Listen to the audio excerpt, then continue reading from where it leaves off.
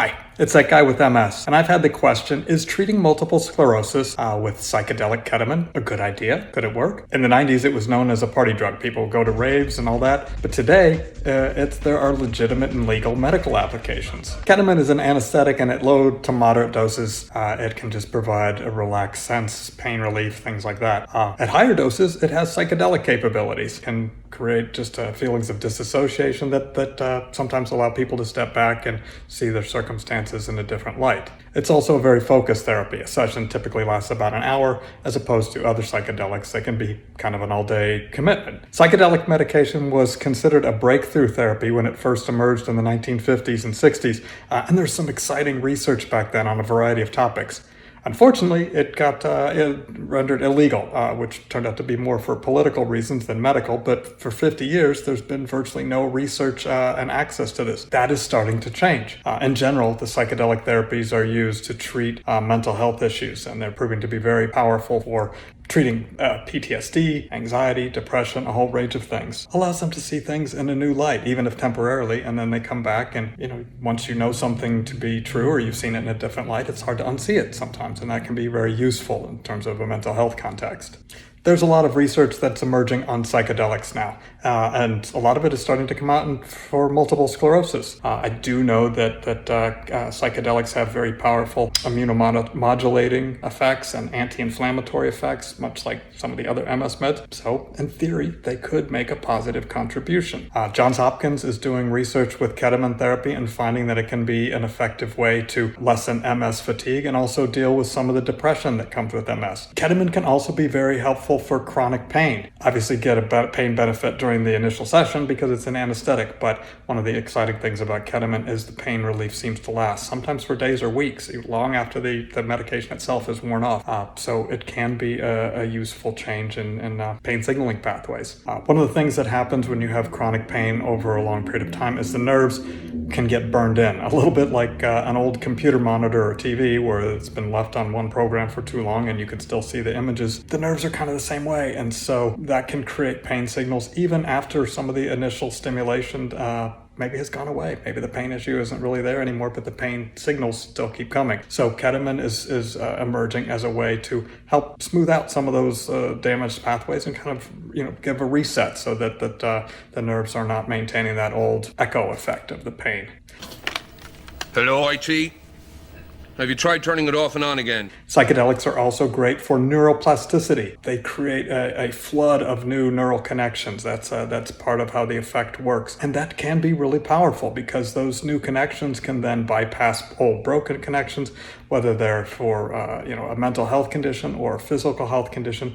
That can open up potentially new possibilities. And that kind of gets to the root of where my interest with using ketamine and other psychedelics potentially to treat MS has come from. Anyone who deals with MS knows that it's a three-front battle. You're trying to prevent new damage, you're trying to deal with the symptoms that you've already got, and you're hopefully maybe trying to repair damage to the nervous system. And that's really where I find myself right now. Through diet and exercise and other methods, I feel like I've gotten a decent handle on stopping my progression. I've got myself out of a wheelchair, was able to dial back my disability score a half a point or a point, but that was significant for me. But I'd like to see if I could take it further. So if I could use this as a tool to help foster some repair and restore some functions, that's positive. There really is not a lot else right now on the medical front that competes with that. So until there is, this seems like a very intriguing avenue to explore. Given that it's safe and legal, why not? What do I have to lose? I had three main goals for my ketamine therapy. The first goal was to get pain relief. I've had chronic pain issues, neuropathic pain in arms and legs and back. So if I can find a solution for that, that would be really useful. And I also have issues with muscle spasticity, which was my second goal. And if I could get the muscles to just relax a little bit, that also would provide an improvement in my mobility and pain relief. And my third goal was neuroplasticity. Neuroplasticity is the process where the brain and nervous system can create new connections, to kind of jumper cables to get around a damaged area such as an MS lesion. And so I've been using that and to try to restore function. Now, neuroplasticity can just happen by just attempting to continue to use the muscle and use the nerve in the way that it originally designed, until it finally finds a way to work that pathway through. You just keep asking it to make the connection until finally It does. But could that be potentially accelerated with something like a psychedelic ketamine therapy that provides a real flush of neuroplasticity connections? Could that maybe open up some new doors? And could I also use that in a psychedelic setting? Could I potentially visualize my pain relief? There's a lot of proof that your mental processes can play out in terms of your performance.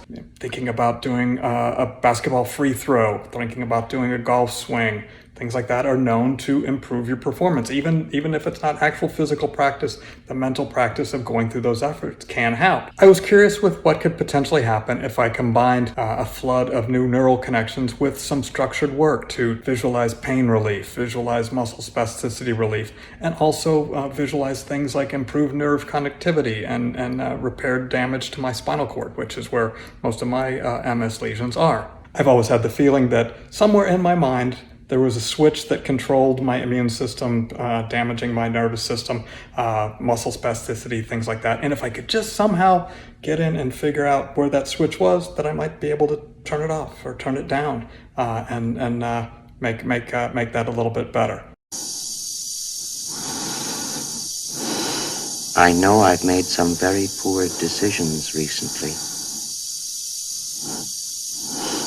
but I can give you my complete assurance that my work will be back to normal. I've still got the greatest enthusiasm and confidence in the mission. Daisy. So I intended to use psychedelic therapy as a way to help accelerate that exploratory process. So I found a clinic and I went in for a 1-hour therapy. I was already familiar with Dr. Giorgazzi after I'd seen his work treating another patient with ketamine for anxiety. So it made an easy choice. And he was very helpful explaining my options and how I might proceed. So I was very happy with the therapy and his help. The first part of the therapy was very relaxed at a low to moderate dose. It was very calm and serene. It was very productive for me. While there were some visual distortions, I was still very present in the room and conscious. I could have limited conversations with those around me. I was aware of my own body and able to focus on nerve conductivity and pain relief and some of the other goals that I had set in a very conscious way. As the dose was increased... Look, right across the board, 11, 11, And most of 11. I should stress here that the increase in the dose was at my request. You can have a perfectly fine ketamine experience and never go past the semi-lucid dream state and still be connected to the room. But I wanted to see what the full potential was here for changing neural pathways and neuroplasticity. So here we go. It became very psychedelic. Elvis has left the building. And while I was no longer really connected to the room, it was still a very profound experience. The specific elements and takeaways from a psychedelic journey will vary significantly based on a person's mindset as they go in, the setting for the experience, how they process it. A common element is that it does offer the opportunity to see things in a new way and potentially give us a more objective and compassionate view of events in the past, our current circumstance, our future, things that may have been creating a lot of depression, anxiety, and guilt that perhaps is not based in reality. Maybe it's just mistaken, distorted perceptions over time that we have carried forward. And so, even if it does not change our underlying physical condition, it may greatly change our experience around it. And that has really powerful impact that may have much more long-term value than some of the physical relief that I also perceive. So far, I've done only 2 treatments. It was a positive experience. I will likely do more. And I don't know whether I'm going to get ongoing benefits. I do perceive some initial benefit in terms of nerve connectivity with my foot and some pain relief and things like that are encouraging. Will they last? Are they placebos? I don't know. But it seems worth a try. I'm intrigued with the initial results. I don't know if it's part of my MS puzzle or not. We will see. And if it is, I will share with you and you can decide if it's part of your MS puzzle. I realize, given MS progression, this could be that I'm building a sandcastle and the waves will come in and it will take it all away and there'll be nothing left. And I get that. But, hey, who wants to just sit on the beach? Might as well have some fun, plant a flag, make a day of it. So what do you think? Am I nuts? Is this totally crazy? You know, am I the kid jumping off of the bridge that your mom warned you about? Are you going to just see me splatter on the rocks? If that's the case, hey, I hope it's fun to watch. No harm, but I'm interested to see what happens. And if anybody out there has any experience with this or a different perspective, I welcome hearing from you in the comments. So thank you very much, and I will talk to you soon. Bye.